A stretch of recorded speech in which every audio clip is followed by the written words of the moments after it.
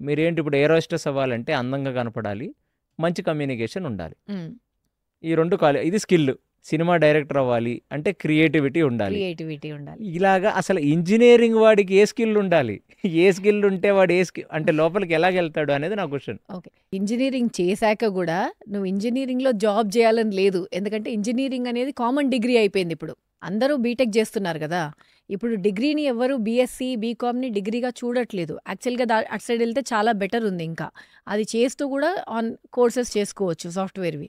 Chemical engineering చేసేవాడికి software ఏం అర్థమవుతది చెప్పండి? ఏరోస్పేస్ చేసినా సాఫ్ట్‌వేర్‌లోకే వస్తున్నారు గదా!